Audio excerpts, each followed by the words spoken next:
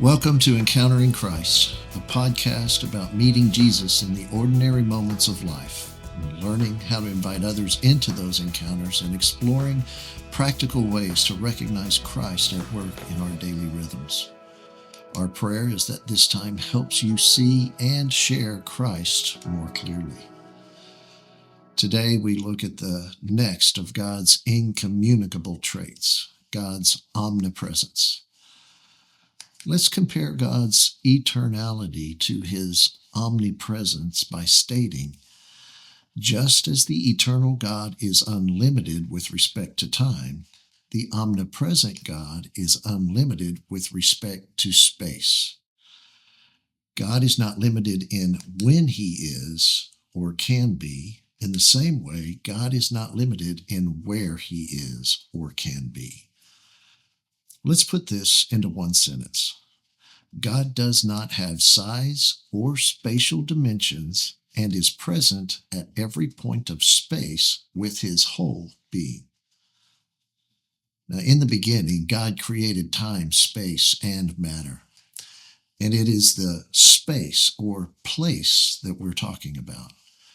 We're not talking about matter from the sense that God is in or inside of everything.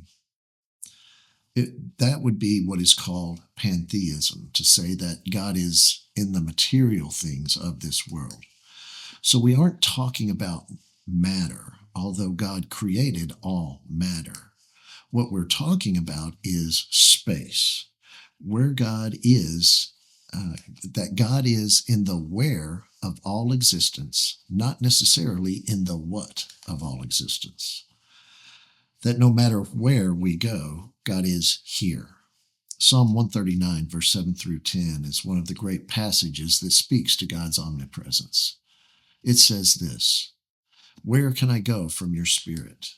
Where can I flee from your presence? If I go up to the heavens, you are there. If I make my bed in the depths, you are there. If I rise on the wings of the dawn, if I settle on the far side of the sea, even there your hand will guide me, your right hand will hold me fast." Astronauts who have gone to the moon and back have noted that they felt the presence of God there. As they looked at the earth from a faraway place, they couldn't help but proclaim the word of God from there. You could go full Star Trek and travel to the ends of the universe, and at every inch, God would be there with you. He is omnipresent. In the same way, if you go down to the bottom of the sea, you could sense his presence there. If you were able to miniaturize yourself like Ant-Man and fly into the smallest of places inside of someone's body, you would still be able to sense the presence of God.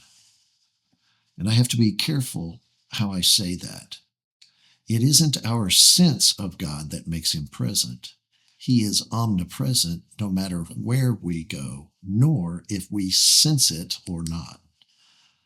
So putting that together with God's eternal nature, God is everywhere at all times and right now.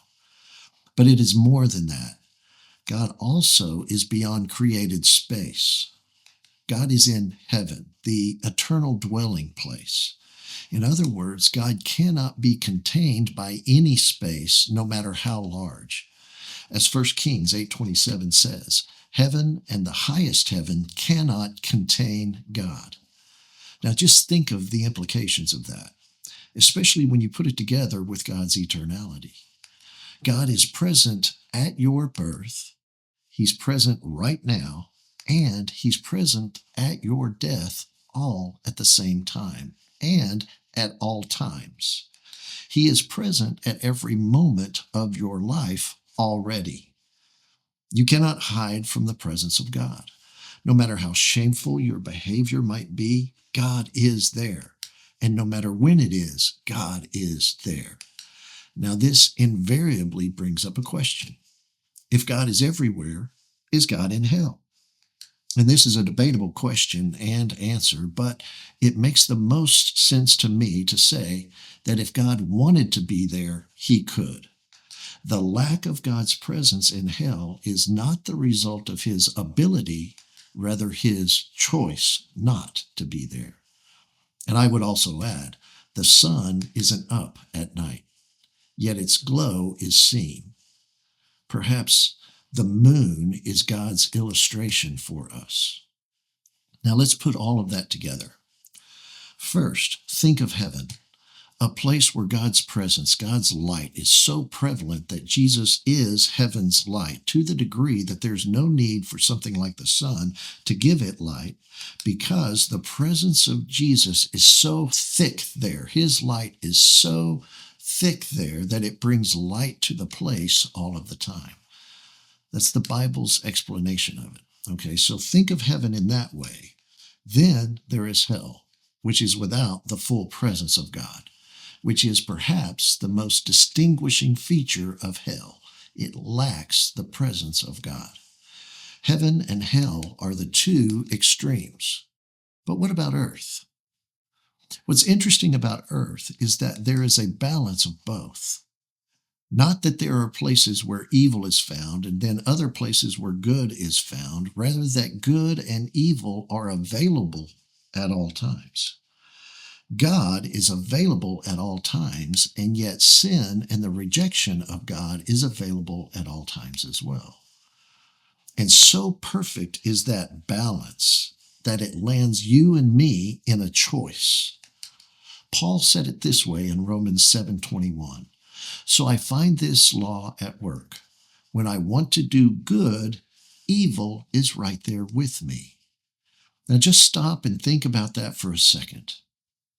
If the presence of God were any stronger, we would have no choice but to follow him. If the desire for sin were any stronger, we would have no choice but to succumb to it. But God, in his infinite wisdom, has given us a perfect balance of both, to the degree that we are without excuse before God. If we reject him, we are without excuse because he is obvious to us all.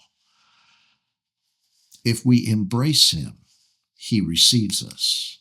All of that to say, the presence of God is enough for you to be saved. And when you place your faith in him, his presence, his spirit dwells within you to the degree that you can know him in ways beyond the rest of the world. You can know him personally, yet the desire for sin remains. So while our salvation is secure and the presence of God resides within, our choice to embrace him remains. And so, what does that mean for the believer? Not only is God all around us, for the believer, God lives in us. And when we cling to his presence, we find life. Truly, the good life is found in the very presence of God. And we need not go far to find him, for he is with us. So seek the Lord today. Walk in, rest in, and be directed by his presence. He is not hard to find. The only thing that makes God hard to find is our disbelief or sinful rejection of his obvious presence. So let go of the desire not to believe, and you will see him, feel him, and walk with him more clearly.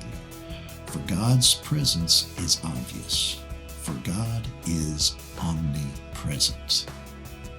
Have a great day.